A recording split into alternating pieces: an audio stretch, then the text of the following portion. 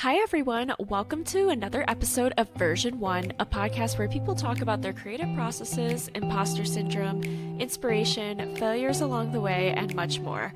I'm your host, Waverly, and this week we have a really exciting guest. It is my good friend, Ryan Herrera.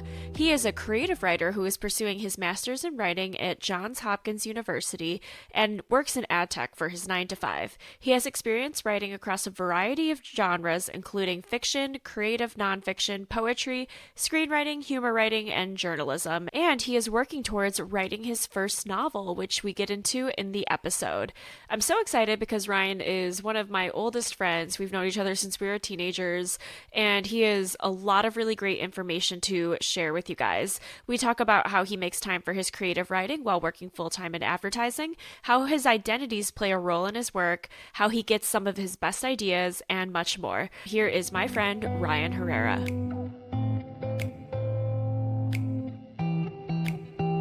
Hi, Ryan. Welcome to the show. Hi, thank you so much for having me. I'm so excited to be here. Yay, this is so fun. I want to start out with getting the audience caught up with how long we have known each other, because we go way back. We met in high school, but we didn't go to high school together. We met at journalism camp. Do you want to explain how we met? Yeah, of course. In the summer of 2013, Waverly and I met in the place where all great love stories happen, Evanston, Illinois, on the campus of Northwestern University. We were both participants in the Medill Cherubs program, or just like the Northwestern Journalism Summer Institute for high school journalists. And yeah, we were both fortunate enough to be in that class. I don't actually remember the exact moment I met you. I just remember us being friends. Yeah, because we were in the same friend group, but I don't remember meeting you. No, we were just friends. I remember a lot of the first days intros meeting people, but with you, I just zoom into us being friends. Yeah, I think we just had a lot of mutuals and just all started hanging out in the same friend group. Yeah. Yeah. So yeah, for the viewers, met that summer. We're really close throughout it. It was just over a month, I think 6 weeks. Stayed connected after that through social media. And then when we both ended up in New York City after college, just reconnected and started things back up again. Yeah, exactly. So that was in 2013. So it was between our junior and our senior year of high school. And then we both moved to New York City right after college. And yeah, I remember you Snapchat messaging me. I hadn't seen you in 5 years. And then you Snapchat messaged me and was like, hey, old friend from camp, do you want to grab a drink and catch up? We both are new to the city. And I was like, that is the sketchiest way to ask someone. Yeah. Message. Yeah, I was like, you could have Instagram DM'd or just texted me. But I specifically remember seeing like Ryan Herrera sent you a message on Snapchat. And I was like, okay, be weirder about it, dude. Yikes. Yeah, not my main method of communication nowadays, but years ago it was the one on it was 2018, so it was like more forgivable. I think if someone did that to me today, I would be like, what? That is so weird. Don't message me on Snapchat, please. Could you introduce everybody to yourself and what you do? Yes, hi, I'm Ryan Herrera again. I'm 28 years old. I'm originally from North Carolina. My day job, I work in strategy at an ad tech company. But at night / my real passions are I'm a writer. So currently I'm in a grad program for creative writing for fiction. But I've really dabbled in a lot of different types of writing. I studied journalism in undergrad, so obviously come from like a similar journalism background as you, but have had my hand in fiction writing, feature writing. I've done a little bit of humor writing, a little bit of like script writing, poetry. So I really, throughout different experiences, have been a little bit of a jack of all trades, but currently focusing on short story and longer form fiction writing at the moment. Were you always a good writer, even when you were a kid? Yeah. Yes. So I've been a good writer like longer than I was aware. The story that my family likes to tell me is that in fourth grade in Florida, that is in public school curriculum, that's the big writing year. That's where you learn the foundations of writing and you do a bunch of essays and stuff.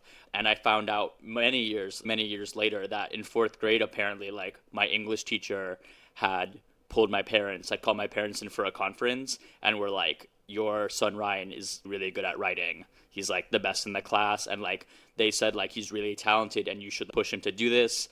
And, had a conversation with my parents, like encouraging them to foster my writing.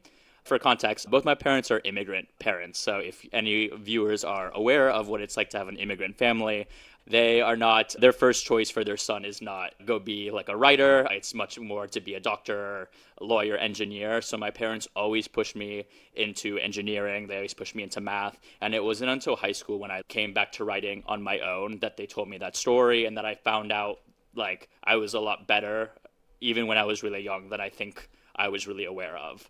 I knew I did well in fourth grade, but clearly did not know that my parents had been pulled aside. It'd been several conversations about it. It wasn't until eighth grade when my English teacher pulled me aside again, and she talked to me and she was like, hey, you're about to go to high school. I think you should look at creative writing. You're very talented at this. And it was that push in eighth grade that allowed me to be like, I've always liked writing. I always thought I was decent at it. So let me explore it a little more in high school. That's awesome. I think a good teacher can really make or break a student. So I think it's really cool that you had two teachers and probably more that you didn't even realize really encourage you to go forward with writing as a career. So when you were growing up, did you want to be a writer professionally, or what did you want to be when you grew up? Yes. For the longest time, I wanted to be an astronaut growing up. Classic. I was obsessed with space, stars, and everyone, this is pre-Elon Musk, pre-SpaceX days, back when it was like very normal to just go to space. First astronaut, and then actually when I was like in fourth grade, my parents took me to Disney World and I got really sick on Space Mountain. And my dad told me, you have motion sickness, so you can't be an astronaut. So after that point, the dream died. I wanted to be an astronomer, and he was like, you can just go work at NASA, you just won't go to space. I wanted to be an astronomer and just work with the stars and the science until eighth grade. And really when, having that teacher, the English teacher, really pushed me, that was the first time I was ever like, oh, maybe I could do something else. It was also around that time that I realized how much math was involved in astronomy, and I was looking for a new journey. So how did you decide to start pursuing writing seriously when you were in high school? Yeah, after eighth grade, after my teacher told me to take a creative writing class, I did, and I signed up for a year-long freshman year. And that class was interesting. It's not like any other creative writing class I've taken. We watched a lot of movies. We watched like Shrek, we watched Alien, and it was really just showing us a lot of different forms of storytelling. But we didn't really apply a lot of our own writing. It was more like, look at this great story, look at this film, and let's discuss it from like a writing composition perspective. But I did well in that class. It was really easy. It was really fun. And after that, I was encouraged to... Sorry, that's my dog in the background chasing her own tail. This has the zoomies. It's okay. It's okay. She's literally in the background barking or doing something in every episode. So I'm sure listeners are familiar with her You're sounds. Getting a live view of Tati, the zoomies. Stop it. She's chasing her own tail. Anyway, sorry. Continue. It's all good. Yeah, so I took the class, did well in creative writing, and after that you got invited to apply to the literary magazine, which was very competitive. My high school was a very prestigious literary magazine. I applied and I got in, and that's when I became a lot more serious about not just doing it for fun, but like finding a way to set up a career than the writing path. Did you know at that point you wanted to go down the journalism route, at least through college, or were you trying to major in English, or what were your thoughts around that? Yeah, I think when I was in creative writing, so I did creative writing my first year and then 3 years of literary magazine. That whole time, I don't think I knew exactly what I wanted to major in. I just enjoyed the creative aspects of it. I found a lot of success in the literary magazine after my first year. I got leadership positions. And I think I was just thinking, coming from an immigrant background, like, how do I translate this into something with money that has long-term stability? I just really didn't.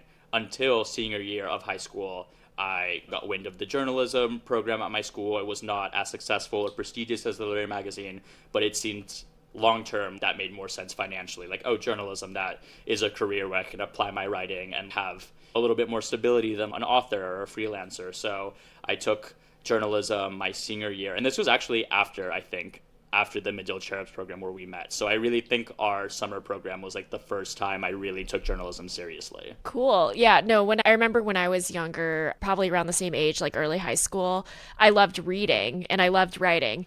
and I wanted to go and major in creative writing. And my parents were like, fuck no. Yeah. Like, you're not going to be an English major or a creative writing major. You have to go for a job. Yeah. Then I was like, oh, journalism is the Yeah. next logical step in No, that. exactly. And my parents saw that I was having success as a writer, especially I started to win awards in high school. And that was the first time they were like, oh, this isn't just a hobby. He's actually pretty good at this. But of course, there was always in the back of my head, like, I can't just tell them I'm going to go major in English. That just wouldn't work. Journalism naturally was the more respectable, polished, professional version of writing that some people can really understand how to make a life out of that. Yeah, totally. So, what were those college years like? You went to UNC, Chapel Hill. I know you're very proud of that. But as you were learning journalism, did you enjoy the experience or did you face any sort of doubts about what you decided to study? Yeah, I think college was interesting because I definitely took a departure from creative writing and the fiction and poetry and more of just the more fun forms of writing that I had really gotten accustomed to in high school. Once I got to UNC, it was very much you're in the J school, you're taking the standard classes like media ethics, communications. It just became a lot more about the industry. And I was in a reporting concentration, so very soon was just into interviewing, how to write a feature, how to do all these like things that I'm sure you're very familiar with. So that was my big focus for a while. And I think in college in general, I just wasn't as dedicated to writing until my senior year. I was definitely more focused on having fun, definitely performing well in school, getting internships, but I wasn't focused on publishing. I wasn't focused about journeying student publications. I was more just living my life, and then the writing kind of came in at the end. Gotcha. Did you face any setbacks or any failures or maybe there was like a job or an internship that you didn't get? Did you experience any of that in college? Yeah, so I think one of the reasons why I'd never committed to journalism and writing ventures in college was I did the literary magazine my first year, right after doing it for 3 years in high school. So doing it in college, it was just a lot smaller. It was just more student run. My high school literary magazine just had years of success and connections and had just built a legacy, and I didn't have access to that. So I quickly found myself not really feeling supported in the literary magazine. It just felt like it wasn't going anywhere. I joined the Daily Tar Heel, which is a student newspaper at UNC. And the Daily Tar Heel was notorious for being very liberal leaning and being very biased. And I'm a liberal, of course, but if you study journalism, you know there's supposed to be a lot of, there's principles, it's not supposed to be biased. But the Daily Tar Heel had a reputation of being biased. So I joined them purely on the design team. I didn't want to get involved with the writing at first. I knew they were controversial on campus. And even my first year there, they made editorial decisions and leadership decisions that I did not agree with. So I quickly just got turned off to the Daily Tar Heel. I was like, I'm not finding the same success and connections in these publications. So this is my chance to just find those connections elsewhere. And I did find community and support elsewhere. It just wasn't in those writing spaces that had previously been like a home to me. Was that really disappointing? Because I can imagine as a young person entering their college campus, being excited about journalism, and then being excited to join a school paper. I was a big part of my college paper. But if there was like a reason I couldn't be, I would probably be really disheartened. I'm curious if you were. Yeah, I definitely felt frustrated with the Daily Tar Heel. I think the big leadership decision why I chose to leave, if I can dish the drama on the pod. Dish You're it. getting an exclusive. I at UNC, you're not able to join the journalism school until your sophomore year normally. I had been able to join as a freshman because of my success at the Northwestern program and because of my connections through my high school literary magazine. I started the journalism school really early. I had an in. I was already fast track and doing well. So I took it really seriously. By that point, you knew that I had found success as a student journalist. I took my skills and my own background very seriously. And I just remember my second semester there, there was a new editor of the design team of my whole department, and he was my year. He did not go to Carolina. So this is a freshman.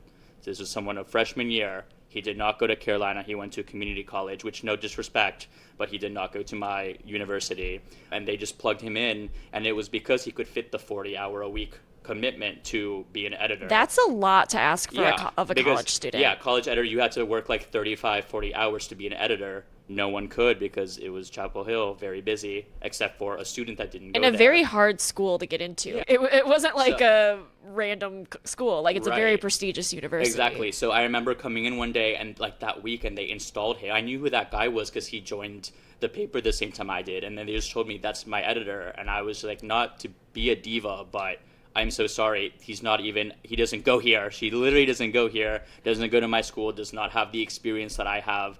And I was just like, I wanted to be trained by people that were really going to push me and give me the skills to succeed. I was not in a place to be, managed by someone that did not have enough to offer me, I just felt like this wasn't really going anywhere. There's not real leadership here on the team. So I'm just going to go find my pursuits elsewhere and take my talents elsewhere.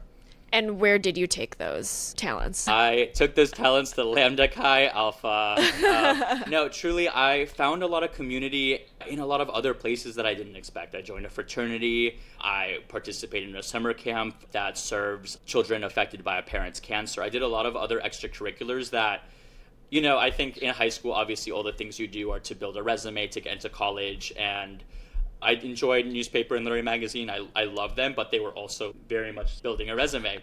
And once I got to UNC, I was very much, these things aren't working, the same things I did to get myself here. I need to find community elsewhere. So I honestly just followed like where I was enjoying spending time with the people. The enjoyment came after just finding where I was enjoying spending my time. Gotcha. And at this point, was your family more supportive of you having a writing career? Or were they still like, please switch your major to engineering? No, honestly, my parents were very okay with me studying journalism at UNC once I won those awards in high school. Truly, when I won my first award, I won an award in journalism, actually, a National Scholastic Writing Award in 2013 for journalism, for a feature I wrote for my literary magazine. And truly, when I won that, everything changed. That set the whole trajectory of me really taking myself seriously, taking my talents seriously, the other people in my class and my teacher taking me seriously. And from that point on, my parents took it seriously. I got flown to New York. I got an award in Carnegie Hall. My parents were like, oh, okay, there is potential here. And they very much were like, always, your writing is good journalism, though. You're going to go work at a New York Times. And I always had to be like, yes, I'm still on the track of going to go work for a large publication, very much within the confines of what they deem successful and safe. But yeah, it really was that turning point in high school that my parents were like, okay, he's talented. He'll be fine no matter what. Yeah, because it's like a national award. It's not just like, oh, he might be a star in his high school, but put him on a more like a statewide or a national stage. Exactly. And there's probably 100 people better. But no, like you were getting like this major award, and that had to be so validating. Yeah, it felt good. Yes, it really, prior to that point, really struggled even with my own knowledge of like how good I was. Like I got pushed to join the literary magazine because my 8th grade teacher told me to do creative writing, and I had just people my freshman year tell me I was good, but then to get there and for a full year, honestly like a full year and a half, none of my writing got picked. I didn't feel like I was being successful in class. I was constantly overlooked. It was like a full year of, am I even good here? Was that a fluke? This is fun. Maybe this isn't for me. But it was really when I won that award that everything changed. And it was like, oh, I've been correct this whole time. The people that have been in my corner rooting for me were correct this whole time. And now everyone can see that. Yeah. When you were going through those moments of self-doubt, did you ever think about quitting or giving up? I think back then, no, because I was still exploring and like figuring things out and there was less on the line.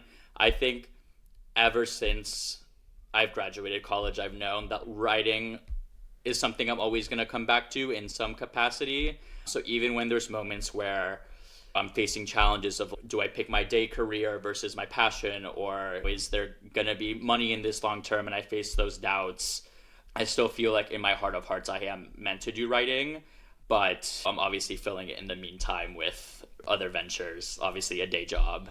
I don't know if that answered the question exactly, but even though when I have the doubts, I don't think I'm going to quit forever. Gotcha.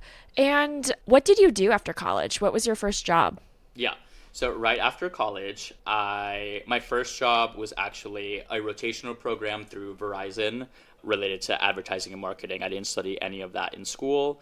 I studied media and journalism, so that was the foot in the door. So I did an 8-month kind of boot camp at Verizon and a couple of their PR and advertising agencies to get a lay of the land, the industry, right after school. But that started in September. I spent the full summer just working at my Greek restaurant right after school, and then moved to New York in September for that Verizon job.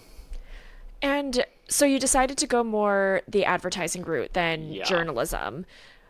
Was that a conscious decision, or was it more like you got this advertising job and then it led to another job, which led to another? So UNC's journalism school was very geared towards providing jobs in state and keeping people at local North Carolina publications. I never saw that for myself. I very much was aiming very high, wanted to work for a national publication. When senior year came around, I was applying for lots of different types of jobs, those within the journalism space, the broader media space. I also had a policy double major, so was still applying to some policy jobs, although by that point I had been turned off of politics from the 2016 election. But I was casting a wide net, and I was aligned with organizations like the T. Howard Foundation that open a lot of doors for people of color in the media and entertainment industry. They're the ones that actually got me connected to the Verizon program. And truly, that was just the first job that said yes. And it seemed really interesting. Like, I applied to other jobs in journalism that I made it towards the end, but they seemed really limiting, like local station jobs, like in California, things that just weren't exciting. But this job, even the Verizon position, even though it was something really different out of left field, it seemed really cool to be able to do like a boot camp in a new industry, get set up in New York, get to work at Verizon and other agencies. So it seemed like a very cool opportunity. It was the first one that said yes, but I was also so excited for the opportunity. And when I was applying, that was one that like I was more excited for than some of my others. What sorts of things did you learn there? I learned just the entire advertising and marketing industry. I know that's so broad, but what does it mean? But I truly had never taken a class. I never understood how any of it worked. There's actually a lot of, I don't think philosophy is the right word, but there is like a philosophy to advertising. There's things that you like learn about, like the funnel, that if anyone's familiar with like advertising, you know what the funnel is, but it's mapping the consumer journey. And there's like awareness, which is the top of the funnel. And that's when you're like introducing a consumer to like a new brand. So the messaging has to be like, what is this brand? This is who we are. And then as they go lower down the funnel, they are developing brand loyalty, and then they're making a buying decision with a brand. So it tracks the consumer journey. So I learned about that aspect of it. I learned about how agencies and publishers and the general landscape works together, like who handles what. I learned all about production. I truly just, it was really just crash course 101. This is the advertising landscape, because I really had no idea. So I felt like it really provided a strong foundation for the rest of the career I've had so far. Yeah, absolutely. Did you feel like you were able to be creative in that job? Because I know a lot, and this also was for me, when you first get out of college, you're entering these entry level jobs and you don't necessarily have the career experience to be making any big decisions. So you're stuck with sometimes some of the grunt work. So were you able to express yourself creatively through that role? Short answer, no. Especially in that first year, I was doing different rotations. So I had different jobs every 3 months, like a different internship position. Some of them were not creative at all, like public relations or account management. Those are very, like what I do now, day to day, like client management. The public relation one was really interesting. That was actually reaching out to journalists and like pitching stories. So it's the opposite of what I've been doing, where I had the journalism experience. I did get to do copywriting for a little bit and try my hand at writing copy for ads and designing campaigns and stuff, but even then I did find it really limiting. First, I was super excited. Here's writing. Here's an avenue for me to take my background and my expertise and apply it to this industry. I did find it really constraining. Everything has to go through a brand voice and has to be very specific. And so it was cool to try out copywriting, but I did find it really creatively stifling. And after that, I was really wondering, is there a place for me in advertising that will meet my creative needs? And I think that's the question I've been grappling for a while, but I do think the answer is long-term going to be no. Gotcha. Yeah, that leads perfectly into like my next series of questions of what did you do after Verizon? Could you walk us through your career a little bit more to where you Yeah. are today? Yeah, so I did the rotational program with Verizon for 8 months. After that, I was hired full time and went to work for Verizon. I quickly soon worked on their 5G account, got to work on Super Bowl commercials, and I do think to this day that Verizon job is probably the coolest job I've had. I got to work on Super Bowl commercials, I got to work on a Pride commercial. I just got to do really cool, exciting things that were shown on a national level. So that was really exciting. But after that, I went to Morning Brew, which was a very small startup at the time that has now grown into a huge publication and outlet. So I continued down the advertising route, doing account management and client partnerships there. Stayed there for a year and then went to Samsung, also doing client solutions. Stayed there for a year. And now I've been at this ad tech company called Apple Cart, where we do decision maker targeting for advertising. I've been a strategy manager there for a year and a half now. During the day, very much still, I don't want to say stuck, but very much existing in the advertising and marketing realm, because we live in New York City, it pays very well, and I have found it hard to strike the balance of needing to survive and pay my bills and doing what I really want to be doing and what creatively fulfills me. Yeah, I think a lot of people struggle with that. But yeah, so it sounds like you've had a really good career in advertising so far, but it hasn't really been the best creative outlet for you.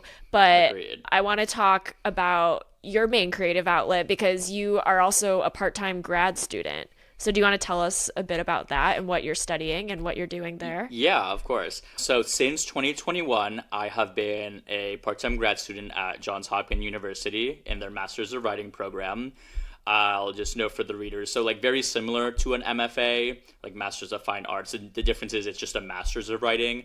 And the big difference is we focus a lot of the same general curriculum and very much focused on our writing, but an MFA also has elements that are really geared towards teaching creative writing. It opens a lot of doorways to being able to instruct in the field. My master's program will not give me the ability to teach the craft, but very much rooted in strengthening my own foundations as a writer.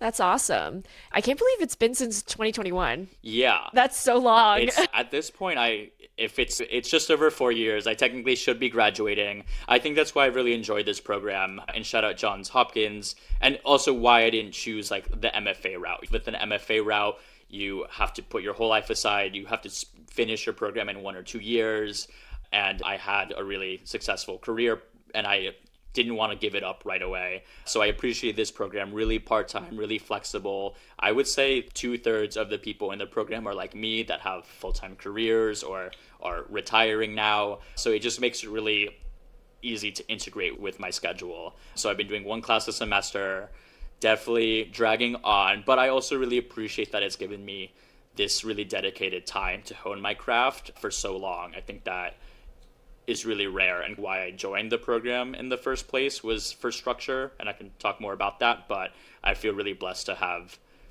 had this program really be a tenet in my writing and my life the past like 4 years. Yeah, absolutely. And I think classes and programs are so helpful in terms of like accountability because I had this idea for this podcast for like close to a year before I did anything with it. And then what finally made me do something with it is the podcast program I developed this show in. Shout out Union Docs, which is a nonprofit. But yeah, I'm a big fan of classes, and it's really cool that you are able to carve out this structure. So, like, you don't have any excuses of, oh, I don't have time to write. Like, you have to make time for it. I genuinely, that is one of my biggest challenges as a writer, is just finding the time. I do work a career, as I mentioned, and I really wish, or like I struggle with the fact that I'm not as motivated as I wish I would. There's the people that come home and they've worked a full day, and like their release is like the guitar or drawing or whatever their like artistic form is, and that's how they like unwind at the end of the day. And for me, like writing is a release. I do really enjoy it, but it's still work at the end of the day. And so like I'm not someone that gets home and wants to write. I want to turn my brain off. It takes a lot of mental energy. Does. Yeah. So sometimes I struggle with that aspect of it, of being motivated and carving out the time. When I do have a career, when I live in New York, there's a lot going on already, and I just struggled with just not being enough motivated by myself, but I know myself, and that's why I knew that a program like a grad program like Johns Hopkins would really motivate me, because I do need structure, I do need deadlines. I'm just someone that like needs a little bit of that to really push me, and I think that's why I've been able to, you know, that's why it's been successful for me as a writer in the past 4 years, because it has just given me the structure, the boost.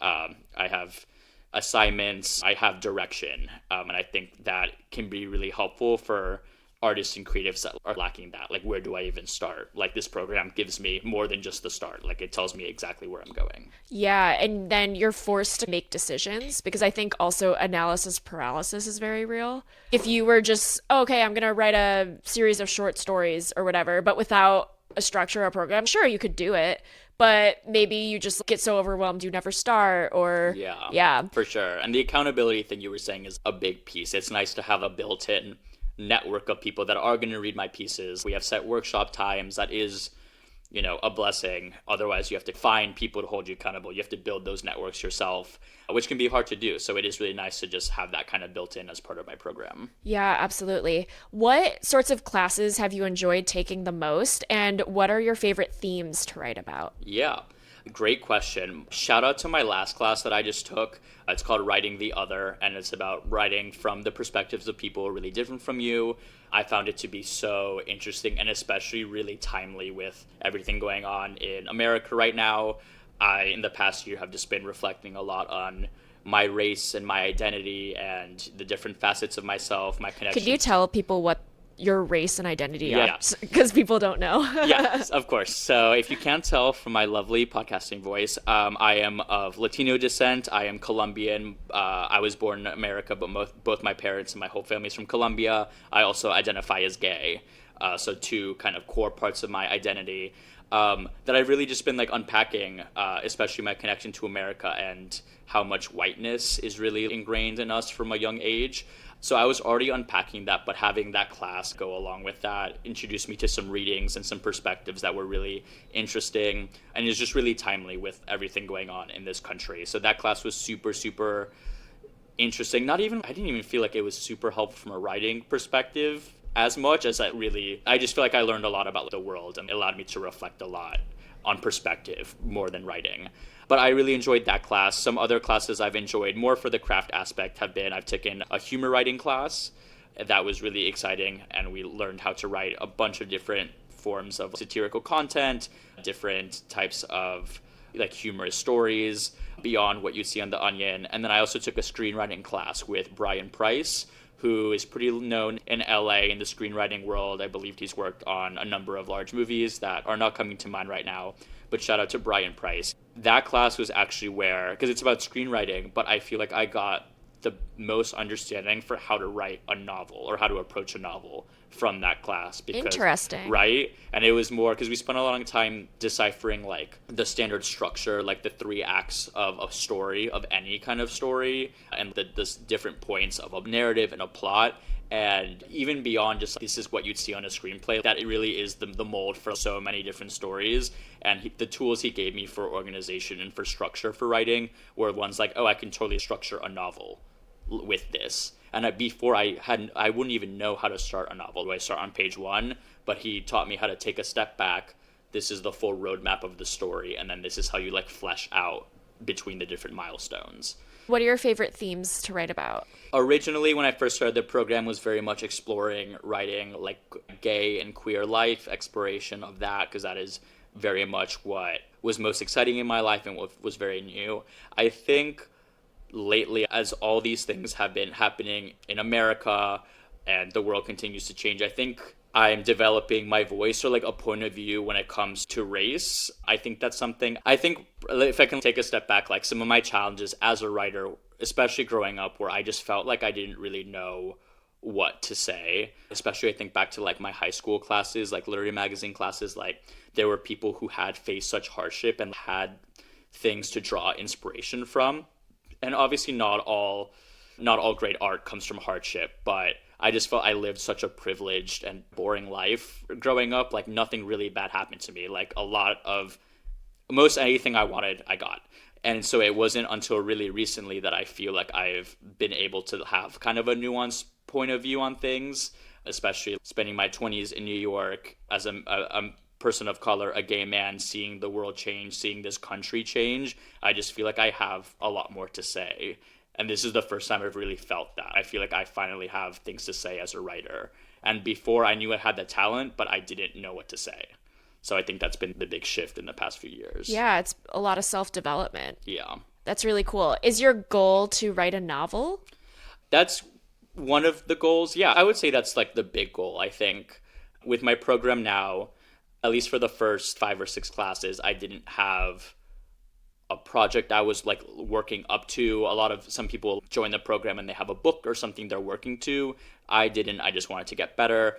But I think now I have the idea for a book, still very much work in progress and very, very early on. But I know that I have the general idea of what I want it to be about. I want it to be pretty much encapsulating my New York experience the past 8 years. I want to capture what it's like to be an artist, a creative in this time right now where there's the advent of technology, AI, so much has been done. I want to explore themes of originality and inspiration. So I know that's like my general idea, and I've just really started to work towards that. And I want to use the rest of my time in the Johns Hopkins program to really refine that. So I'm in a fiction workshop this semester, so I'll probably be submitting a few chapters from that and taking a stab at it. So I'm excited to have a rough roadmap to a book. And hopefully once I graduate, I can really take the time to flesh it out. That's really exciting. Could you talk to me a little bit about your writing process? What does your creative process look like when you're getting ready to write? Yeah, it's a great question. I've gotten so much better at taking notes and observing. That was something that I was told to do really early on, and I was not great at it. But now when I'm out and about, I am really good at jotting down story ideas, being really present in the subway, people watching. You get so much inspiration from the world around you in New York. And in my first few classes, I was always like really told to be intentional and like just be a sponge, like absorb everything around you. And I transparently like was not intentional about doing that, but I really think I have now. So I think when I'm out and about, I'm already in a mindset to be thinking of stories or like thinking of ideas. So I feel like they like come to me a little quicker now. So that's what I'm doing when I'm not really writing. Once I get a prompt or like a deadline or I know I'm working towards something, I will definitely spend a few days or whatever the time is just like before I pen to paper, just thinking, going through my day and like naturally thinking, what am I going to write about? What is the story? I'll either pull I have a notes app of so many story ideas I can pull from, or a lot of times I'll wait for one to organically come to me during that time.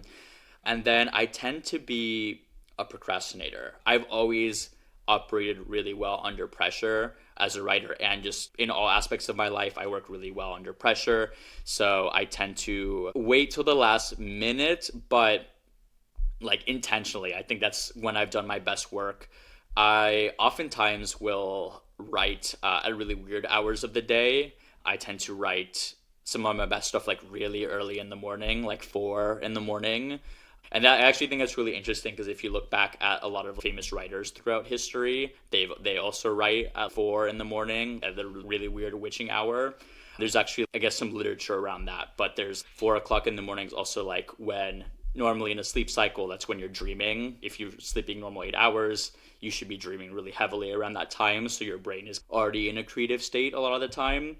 And there's also just something about, there's like a piece where someone writes about this. I wish I could pull it up, but just 4 o'clock is in the morning is the time that like nothing is happening. The rest of the world is asleep. It's even the earliest risers at 5 a.m. are asleep. So it's this weird time of, it feels like the world is paused and it feels like you're in limbo. And something about that I really enjoy.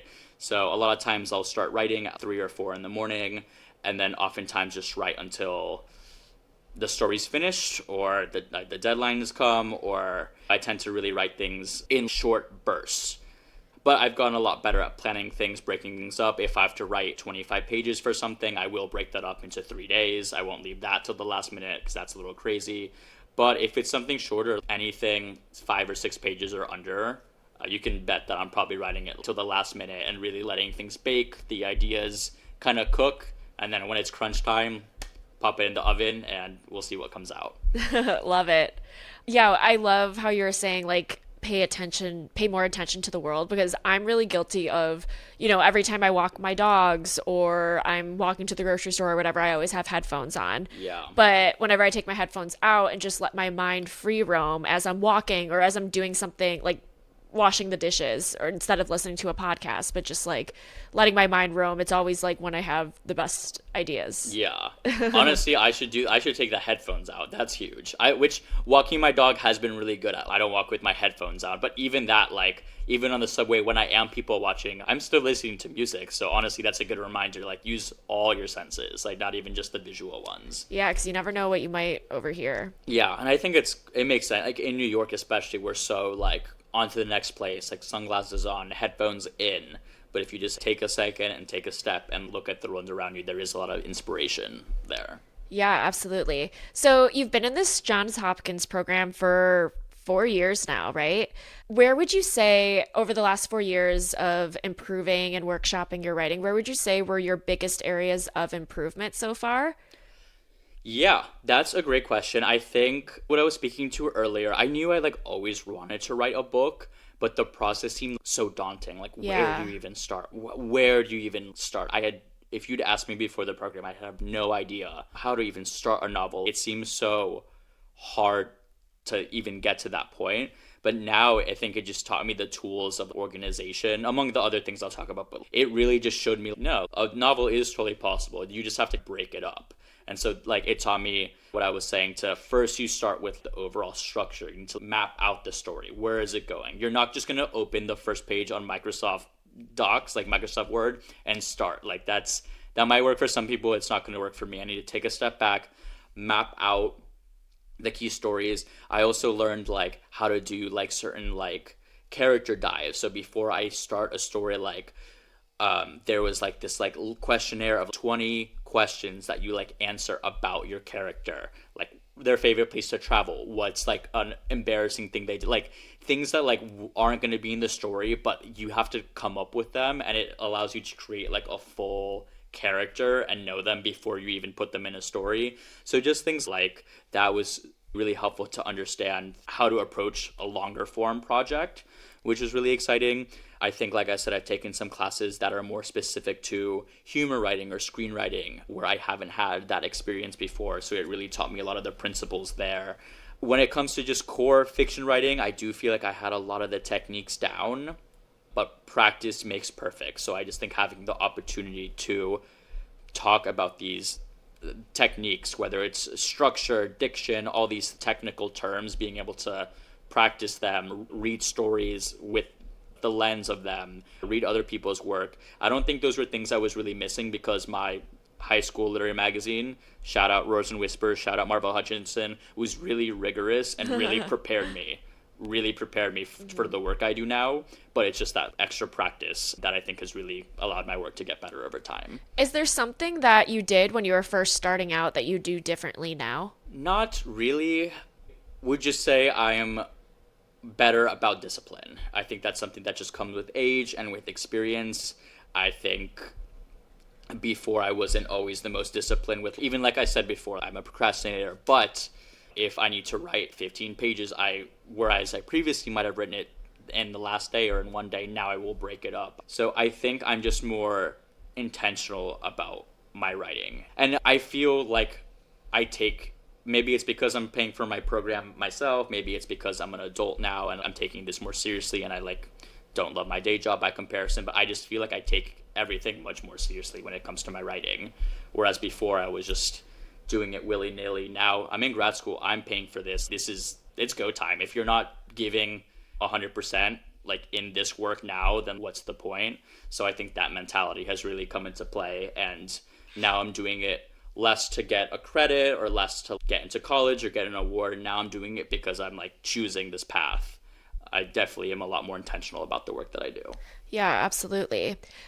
Do you have any advice for people who are working full time, maybe in a job that they aren't super passionate about, but they have passions on the side? Maybe they might not be in grad school, but maybe they're trying to carve out time to do whatever it is that they enjoy doing. Do you have any advice? Yeah, obviously grad school is a big decision, so I'm not going to say go to grad school, but I think structure can be so helpful. If you are someone that's not the most self-motivated person, that's totally okay. We're not all just burgeoning self-regulators of our schedule, but that's where structure is so helpful. It doesn't need to be grad school, but you can take like a podcast class. You can take like a shorter class just for a semester. You can find a club, a writing circle. I just think joining a group, a class, a structure can really put you out there and really provide a routine, a schedule, can give you the tools to integrate it to your schedule. You might take a class once and you might not even need the class after that, but then it's just set up a routine for you and you're like, oh, I can just continue this even without an instructor. I can just carve out this time. So I think that's always really helpful for people. If you're finding yourself stuck or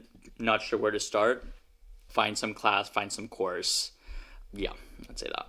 Yeah, absolutely. Because I also struggle with self-motivation. So yeah, having that structure, that pressure. I need peer pressure. That's what I need. I need pressure from other people. That's why I need a deadline. That's why I need someone to tell me, hey, if you want to be published, if you want to get an A, you need to turn this in. And I hope that it's not going to be like that for the rest of my life. I hope when I finish my program, I've developed the discipline and the skills to be self-motivated without a deadline. But in the meantime, when I'm working a 9-to-5 job and all I want to do is watch Severance and not open a Word doc, that's what really keeps me going is the structure and the deadlines. Yeah, absolutely. Have you ever experienced imposter syndrome? Yeah, for sure. I've experienced imposter syndrome. I think sometimes it comes into play. I think for me, it comes into play, especially when I'm in between classes or I'm between like freelancing gigs. If I'm not actively writing, I struggle with calling myself a writer and considering myself a writer. If I'm not actively doing it, am I one? I think the answer is yes, you are. But it's tough. We're always comparing ourselves to other people, and I spend so much of my time in the advertising space that when I see my friends who are in journalism, who are writing, make progress there, sometimes it's tough and it's like, I can't even do that, or I'm not a writer, I don't know. So I feel like sometimes those moments are tough, but I think what really pulls me out is just the experiences that I have had, the history that I have. I don't think you always need to be like on and off again. People have, or you don't always need to be consistently doing whatever it is you're doing to be a creative. Like people take breaks from music, from art, from writing all the time, or things happen. So just because you're not actively writing or creative music or drawing or whatever your thing is at every single day, every single week, even every single year, you're still valid. You're still able to do that. There is a space for you there. So I think that's what I've had to really learn for myself. Yeah, absolutely. The power of identity and self-talk is so powerful. Yeah. Yeah, for sure. Oh, yeah. Something I was going to say, I guess, with the last question is, I guess I forgot the exact phrasing of the last question, but I think, I don't even know how to fit this answer in with what we've been saying, but I think sometimes I feel like I exist between two worlds where I'm like sometimes I don't feel like a writer, but then sometimes I feel really disillusioned in advertising and marketing. I'm like, oh, like, why am I even in this? Who cares? This is not fulfilling. But I think my advice to viewers is like, hold on to what you are passionate about, because not all of us are going to be straight into whatever we want to do. Not all of us are going to go right into music, go right into writing. Some of us are going to have to work day jobs that suck. But I don't know. I think what gives me strength is like, even when my day job is hard, when like client meetings are tough or like I'm feeling burnout, it's like I can just take a step back and be like, look, like this isn't me. Like I'm writing like a whole other identity, a whole nother like project side to myself that I'm invested in. And at the end of the day, people at Hell giving you work, they go home and all they're doing is advertising every single day. And I'm so glad that I have something else that like gives me purpose. So I really try and hold on to that. If work, my side, if the thing that pays bills is ever bringing me down, I'm just like, it's okay, because I have this creative outlet that keeps me going, and not everyone has that. So I am really grateful for that part of myself. Yeah, absolutely. Your job title does not dictate your identity. It is not. Yeah, I'm so much more than that, and I agree. Who are some of your favorite writers now that you are trying to emulate? One of my favorite writers has always been Stephen King. Big fan of horror. I think horror is an incredibly hard, if not the hardest genre of writing to get into. The amount of creativity and originality is like beyond me. So I'm not trying to emulate it myself, but Stephen King has always been a really inspiring writer for me. And more recently through my program, I've been exposed to Garth Greenwell, who is a queer writer. I've read 2 books from him about an American expat that lives in Bulgaria. So just showing like the lens of a gay American adult in a more conservative culture. Really graphic and detailed sex scenes, but really well written. And just like his ability to use language to show like very intense scenes were things that I just didn't really think were possible in. I had just not seen someone depict such sharp, intense, dynamic scenes and imagery watching a movie, but he's able to do that with his writing and capture some really interesting gay scenes. So I'm really a fan of Garth Greenwell's work. Awesome. And how do you balance originality with influence from other writers? Yeah, I think that's really such a tough question, and I think that's like what I'm exploring in my project that I'm working on. Is I think now we're just seeing with movies, with TV shows, with everything, they say everything's been done before, everything's a copy of someone else, but it just sometimes just feel like there's so much out there. Where do we find inspiration? I think that's what I'm struggling with, or what I was struggling with. And I think that's why I was pushed to explore this project I'm working on, where that's what I'm asking is like, how do we find inspiration nowadays when like you can just AI generate anything, when there's so many versions of every story that's been done? Where do we find originality? So I think it's like a really tough question. I think when it comes to writing specifically, I think it can be easier to distinguish, because I think you just need to find what it is about that writer that you like and channel it into your own work. So a lot of writers, they'll have a specific style or a voice, or they do something with structure. I think it's totally fair to use that, whatever technique they're using, and try it in your own work. But very much you need to make it your own, whether the topic is yours or the lens or the theme is yours. I think there's elements of craft you can take from others, but the overall idea, inspiration has to be yours. So I think for myself, when I read people's writing, I soak it all in. There's things that I pick up that I really like, but I try not to like let it soak in too much, or I try to give myself a little bit of a break from when I read something to when I write something, because if there are elements I want to infuse in my writing, I want to be intentional about that, but I don't want to just be copying someone's style because it was like the last thing that I read, if that makes sense. Yeah, absolutely. And what is your definition of success, like applied to your life? Success for me? Mm-hmm. Yeah. God, I think that's changed so much. That is such a tough question. I think when I was younger and I had this ego and I like won these awards, I thought by this point, I literally thought by the time I was 28, I would be famous, published, have movies. It's just so funny when you're like young and you like think. Yeah, it's like a youthful arrogance, yeah, and but it's cute. Yeah. And well, you also think your whole life has to be accomplished and over before you're 30, but like truly my life is just getting started. So I think that's changed a lot for me. I don't know, it continues to evolve. I think now I just want to be, success to me would look like leaving my job in advertising for a bit and being able to support myself with writing. I think that's the next version of success. I'd love to write a book. I'd love to do other things, but I think now where the world is, I just want to find meaning and value from what I do, and I want to put that at the forefront of like my day-to-day life.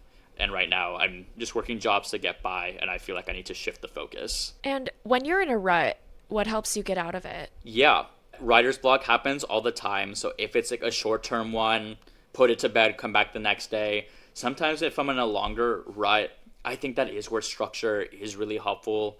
I think when I've been in a rut, having a class or having something, it forces you to pick yourself up. You can't be in a rut for very long when you have a deadlines. deadline. Yeah. So I think that's super, super helpful. And I have found just taking on the next class, signing up for a workshop, something pulls me out of that rut.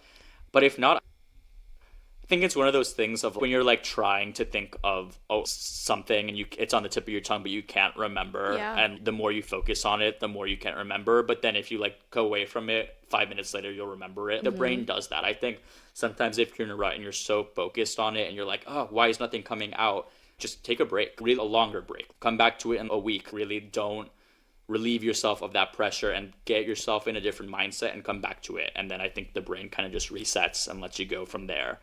And the last piece of advice for a rut is what I've always been taught, and I struggle with it, but sometimes you just do it, is if you're writing a story and you like don't know how to get past it, like either skip that one part of it or like just write the shittiest paragraph you've ever written and keep going. Do not let the rest of the story get bogged down because you can't figure out one little scene. Like just skip it or write it, come back to write something else. Like just keep going because it's all a draft. Nothing's final. So if you are stuck, just like literally move yourself to a different part of the story and just try from that point. Yeah, because nobody settles on their first version of something. No. Sometimes it's better just to spit something out. It might be horrible, Yeah. but then you can go back with a fine-tooth comb and just and rework it. If you're stuck at the beginning of a story, I always struggle with the start of a story. That can be hard. Put yourself in the middle, or there's sometimes if I'm writing a 15-page scene, sometimes there's one scene that I don't have the idea for, like a little more of a question mark, so I just come back to that after I've written the other parts of it. You can go out of order, you can make your own rules. So I think don't be afraid to shake it up if you are in a rut. Yeah, I think one of the best things that works for me is taking a shower. Like, Yeah. I know that sounds weird, but like, I don't know. I'm such a Pisces, so hot water and steam really relaxes me. Like, I love a sauna, except I don't obviously have a sauna, so I'll just take a hot shower. And then by the time I'm out of the shower, I'm nice and I'm relaxed, and I'm like, oh, okay, this is what I gotta do. Truly, yeah, do that, walk your dog, whatever I think just brings you peace. For me, it's taking a nap. Sometimes, I will Love a literally nap. take a nap, come back, and I'm like, I got this. So I think it's about finding peace, whatever allows your brain to have its moment of peace and like disconnect from what you're working on. I think that's what allows you to come back to it with a new perspective. Yeah, absolutely. All right, I want to switch gears a little bit. Sure. What is something new that you are trying now? Could be anything. It could be career related. It could be totally random, whatever. Yeah. Ooh. Yeah, I'm currently in a fiction workshop this semester, so we'll be, like I said, drafting some more chapters from my book idea. I would say that's the newest thing. Other than that, just trying to stay alive right now with everything going on. Is there anything you're trying to do differently in this workshop or with this piece of writing that you've done with other pieces? I think, like I was saying, like I have a North Star, even though I'm doing chapters from this book, but it's nice that it's so early on that I can submit a totally different. They don't need to be sequential, right? I can do one chapter from one person's perspective and then try someone completely else in a different part of the book. I think I'm just going to try different scenes, and they're all going to be really rough drafts of what eventually will be a final work. But like I said, it's exciting to have every piece that I'm writing this semester exist within the same universe. Because before, It was all very the stories wouldn't relate. They were never meant to be a part of the same body of work, but now they are. So I think that requires me to think a little more about the characters in the story and how everything's going to fit. And even if the characters, I'm going to write 2 stories to submit for class this semester, even if the 2 characters literally never overlap in the 2 stories, I know they're going to exist in the same longer narrative. So I have to think in advance, how are they going to fit? So I think that's exciting to have a little bit more of a thought process and, lack of a better word, again, structure, word of the day, but structure with what I'm working on right now. That's awesome. When are you going to graduate? And when can we expect this novel to hit our bookshelves? Yeah. Great question. So the latest I'll graduate, it looks like I will be a graduate in May 2026, a year from now. I could potentially graduate at the end of this year, 2025, but really depends on just course offerings and how much time I want to devote to my thesis. But a lot of life changes happening soon. I'm hoping to move to the UK. I'm hoping to leave my 9-to-5 advertising job and devote more time to writing. So hopefully once I make those moves, I can just dedicate more time to writing my novel. So I don't know how long it will take, but hopefully I find a publisher that gives me some really strict deadlines and I get it done on the sooner side. So I don't know, but come 2026, I will be working a lot more intentionally on that book, and we'll hopefully have a lot more progress the next time you check in. Awesome. You guys heard it here first. Look out in a couple of years. Yeah, don't worry. We'll do another podcast episode closer to the time where I'll when you're promoting your book. Exactly. Except I'll have to schedule you through your PR publicist Yeah, person. that's okay. I'll definitely make sure this will be the first stop on the book tour. Okay, awesome. All right, are you ready to move into the lightning round? Yeah, let's do it. Okay. What is one thing you wish you knew when you were first starting out? Oh, okay, hang on. I know this is lightning. Now I feel the pressure. You are still valid as a creator, even if you are not always doing your craft or whatever your creative outlet is all the time. You are still really valid. I think I had to really learn that for myself. So that's what I'd say I learned. Do you have a lesson or a message that you want to share with listeners? I think sometimes it's helpful to reflect on why you are drawn to what you do. Sometimes I'll ask myself why I'm a writer, why I'm drawn to writing, and I think for the longest time it was just because I'm good at it. I should just do it. But as I've gotten older, I've really just found the power that I have in that and how it is my voice and how to me it feels like it is what I'm meant to be doing in this world. But that answer can change as we evolve and as we go through life. So I think just you don't need to share the answer with anyone else, but just think why are you doing what you're doing? Your music, your art, your performing, whatever it is, why do you do it? And just reflect upon that. No other action item needed, but just think about why. It helps you to understand yourself. Totally. And could you recommend something to our listeners? It could be anything. It could be book, podcast, film, Yes. something totally random. Absolutely. I would recommend the book Minor Feelings by Kathy Park Hong. I read this book as part of Writing the Other last semester, and it's a book of personal essays from an Asian American poet and author, just discussing life in America as an Asian woman, with microaggressions, with her own identity and connection to the Asian community, to other races, America's history. Really fascinating. It opened a lot of questions for me that I'd already been thinking of. I found it super interesting because we talk about all the time, racial discourse in America is really heavily focused on white people versus black people, but there's this whole room of Asian and Latino people who are naturally involved in the conversation to a different degree. And so just the things that she was saying about the Asian experience in America among race relations, I really related to, because I was also a Latino, I'm not white, I'm not black, but so there were just really interesting parallels in the Asian experience she spoke to in my lived Latino experience.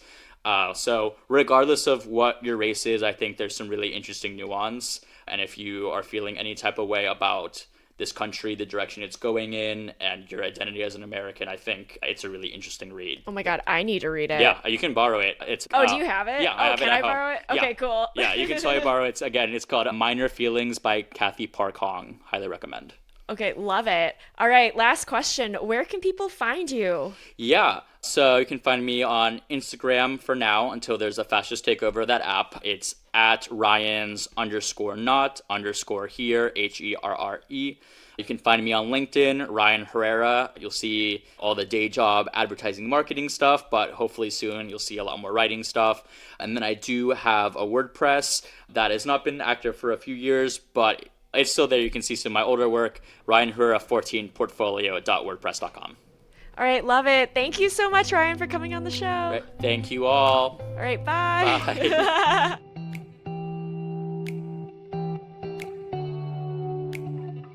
All right, everyone. I hope you enjoyed that conversation with Ryan. I am here today with John for the outro. Howdy. I'm John for the outro. All right. Can we just take a minute and just talk about how much we appreciate both Ryan on this week's episode and Patrick on last week's, because they are both of our good friends. I know you weren't here last week. Yeah, I've listened to Patrick's episode. I haven't listened to Ryan's yet. I feel like neither of them probably cover some of the other things they do in our lives. Like Patrick will take over being grill master every time we have a cookout, which is amazing for me because I'm just yeah, dude, I like to delegate. And Ryan didn't talk about it probably. I don't know if he did. He's in my improv class. Yes. And recently, he's upgraded his name in my phone from Ryan Herrera to Ryan Improv. Yes, they are both of our good friends, and I'm just so appreciative of both of them. Yes, Patrick is the best grill dad. He's kind of like a stereotypical, all-American dad. Loves for the football, boys, always wants a beer. always grilling, just like loves taking care of his friends. He Always was down amazing. to sports bet. I think that's more David is the sports bettor. Yeah, but no, me and him had like a Michigan Penn State bet at one point. Oh, nice. And of course, Ryan is amazing, and you guys are in improv together. Yeah. Yeah, Ryan's honestly going to be here in like an hour to go to improv class with me. But me and Ryan, we're homies. I mean, they probably shared how they met, but I'm glad that Ryan considers me one of his good friends and I consider him one of my good friends. Yeah. You guys met through me, obviously, and now you guys have a friendship outside of me, which I think is really amazing and beautiful. And I love that you guys love each other. So what is going on this week for you, John? You mentioned improv class. Do you want to tell us a little bit about that, what you're excited for? Well, on April 5th, we have the coveted brunch spot, 11 a.m. set of our like class improv show. So we have 2 classes left of just practicing. But we've been going to improv shows recently and really blew Waverly's mind and to see a musical improv show. It did. Shout out Rumple Teaser at UCB. It was incredible. As part of your class, you have to go to a couple of improv classes, and you took me to one. Improv shows. Oh, sorry. Yeah, improv shows. And you took me to one last week, and it was an improv musical where they just make up a musical on the spot. And it was incredible. Like, to see that level of creativity. They have a and piano player and a drummer as well with them, too, as well as the improvisers. Totally. And the drum player was one of your friends. Yeah, Steve. Good guy. Good guy. And it was just amazing to see how fast minds can work in sync. Like, I just couldn't believe that people were able to stay in tune and in sync. It blew my mind. That Is what I'm trying to making up say. whole songs on the spots. Yeah, you were like, I have so many questions. Like, how'd they do that? And it's like, they just did. Yeah, and how did they know when to enter on stage and when to go off? Like, how did the musicians know when to come in or when to not? The magic of it was incredible. You should get an improviser on sometime. That'd be a good guest. An improv person would be an amazing guest. If anyone's listening and wants to come on and talk about their work in improv, please DM me on Instagram. Because they can talk about, like, bringing the chair out, knowing that, like, that's the signal to bring someone else needs to come out. And just how fast their brain works. Like, I feel like if you put me on stage and gave me a word, I wouldn't just, like, I couldn't. Like, I don't have that skill set. I'm in amazement. The amount of skill and talent that takes. And they also have callbacks. Like, at the end of the show, they'll call back to something in the beginning that I forgot happened. But then they'll reference it. It was just incredible. I mean, you're there as an audience member. They're playing it as, like, it's literally like you find the game is a phrase you commonly say in improv. And you thought that show was good?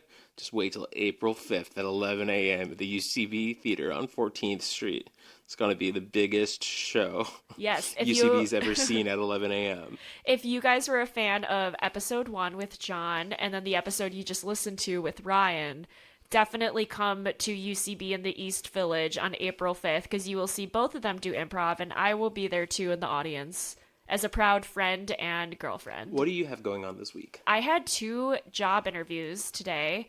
I don't want to say what for because I don't want to jinx them, but they're both part-time, so I actually hope to get both of them. And yeah, one has to do... Oh, my dog just sneezed. One has to do with travel writing, which I'm excited for, and the other one has to do with dogs. I'll say that. And so I'm excited for that, and I'm also... In my unemployment era, I dog sit, so I'm going to dog sit a dog, and I also do dog walking on Rover, so I have my usual clients that I'm doing this week. And that kind of brings me to what I wanted to talk about for, like, the theme of this week after is making progress even when it feels like you aren't. Because I feel like so many people struggle with, what am I doing with my life, and am I even going anywhere? But it's something that I've been thinking about this week, and I've been journaling a lot about it in my morning pages where I'll just write affirmations to myself where I know it feels like I'm not moving forward or doing anything. Like, I'm on unemployment, I am a dog walker and a dog sitter, but I feel like I am slowly working towards something. I don't even know what that something is, but I think it's like trying to make progress when it feels like you aren't is a common experience. So that's something I wanted to talk about this week. Yeah, when you're in the middle of things seem not as clear, but you're in the process of building habits. You know what I'm saying? You've been working on this podcast weekly where just you have a whole bunch of things that are just like now a part of your day that weren't a month ago. But it's hard to see those as things because you're used to them now, you know? Yeah, absolutely. And especially when you're measuring yourself in terms of how much you're making, which I'm trying to decouple that from my definition of success.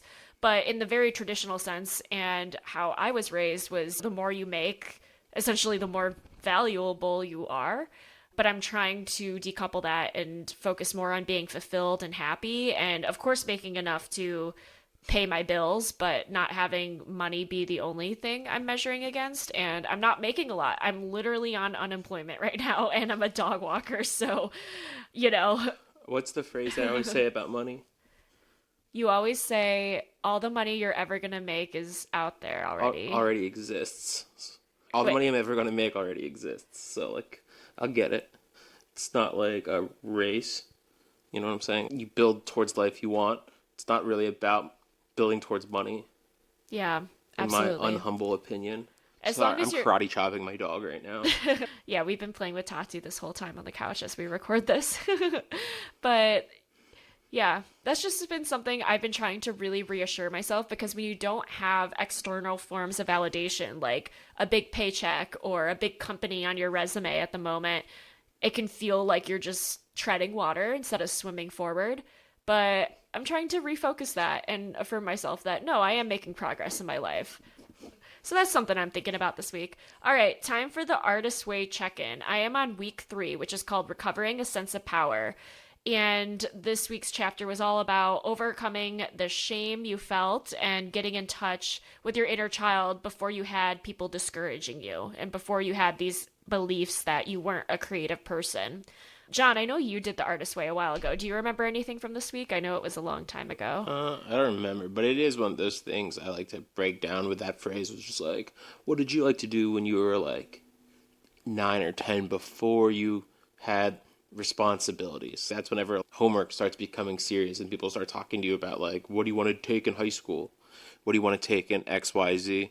And then reconnecting with that kid who, like, what did they enjoy, right? That's kind of the gist of that chapter. Yeah, absolutely. Like some of the exercises I did this week was I had to describe my childhood bedroom in as much detail as possible. So I wrote about my messy dresser where I had, do you guys remember the pink Victoria's Secrets, like little stuffed dogs? Like I had that on my dresser with like a bunch of Alex and Ani bracelets I really or Pandora wish you still charm. had that, because I was just like, that would be a perfect model for Tati's dog clothes. Like it would be like the mannequin whenever we're dressing them in the morning. Well, it was a small one. It was only like this big. Oh, It would was be a like teacup. yeah. But yeah, I had like the very stereotypical early 2000s hot pink, limited to Claire's-esque childhood bedroom. I wish my room was still like that, but alas. My parents redid it when I moved out. Your room's still pink. No, it's not. The walls of my childhood bedroom are not pink. In the back area, it is. No. It is, because every time I'm on a call, I'm like, this is my girlfriend's childhood bedroom. That's why the wall's pink behind me. Okay, maybe it is. Now I'm like, Yeah. wait, I don't remember. That's so funny. Another exercise I did this week was I had to list 5 traits I liked about myself as a child, and I had to list 3 friends who nurture you. I'm going to say, whenever I was at that part, I'm just like, things like about me as a child. I drowned that kid.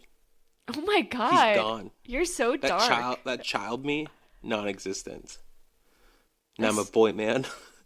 All right, go on. That's some dark shit. Name your 3 friends. Okay, well, I just want to say I think all my friends nurture me. I don't think I would have these people as friends if they didn't. I got rid of a lot of toxic friendships in my early 20s, and so I feel like I'm at the point where pretty much all my friends are people that I actively want in my life. But I'll give the 3 friends that I listed a shout out. So in no particular order, I said Marilyn. John. Well, you obviously, but I didn't list you because you're my boyfriend and you're a given. All right, same So, time. well, 3, 2, 1. Marilyn. Will Man. Will Man. Shout out Will. Yeah. And Ryan was one of them. The Ryan? guest you just heard from. You put him over me? No, you're obviously John, you're a boyfriend. I'm so nurturing. You're very nurturing, but I'm like Rafiki you're a in The Lion given. Like, King. obviously, you would be number one. But it said 3 friends, not 3 friends, including your partner. So I didn't realize that we're not friends. My bad, everybody. You're hearing this live first. Well, not live, but like, ouch. So shout out to those 3 friends if you're listening. Yeah, love you guys. Thanks for nurturing me. Yeah, thanks for taking care of my girlfriend, guys. Shout out to Will Man, though, dude. You're a gem. Okay. And Marilyn. All right. So. Oh, and Ryan, I guess. Sorry. All right. So every episode, I leave you guys with either a quote or a resource or something. And so this week, I wanted to talk about the creative independent because this is something I found out about recently and have been reading a lot of articles on that website. Do you know what the creative independent is? I think I've gotten like an Instagram ad. It's a newsletter. No. Yeah, it is a newsletter, but it's also a website where it just aggregates a bunch of interviews with really creative, cool people, and they ask them all sorts of questions. And then I also have their browser extension where, like, if you open a new tab, it'll have a quote from one of the articles. Ooh. So you see a cool, like, creative, inspirational quote every time you open up a new tab. And I follow them on Instagram, too. Oh, that's sick. Yeah. Yeah, they're a media company, and there's really cool interviews with people who do all sorts of things. I highly recommend it. It's called The Creative Independent. So Google it, download their browser extension. And this is obviously not an ad. This is just something that I found out through Union Docs when I was creating this podcast. One of the guest speakers mentioned it, and yeah, I've loved it and been a reader ever since. All right, everybody. Thank you so much for listening. Here are 3 ways that you can support the show totally for free. You can follow the show on Instagram at version1podcast and subscribe to our Substack, version1podcast.substack.com. And in both of those, it's the numeral 1, not 1 spelled out. And I'll put those links in the show notes. And if you want to support the show, you can do so for $5 a month through Substack, but that's totally optional. You can also leave a review on Apple Podcasts or Spotify and rate us 5 stars. And you can send this episode to a friend. And new episodes drop every Tuesday. John, thanks so much for being here. Hey, thanks for having me. All right. See you guys next week. Bye.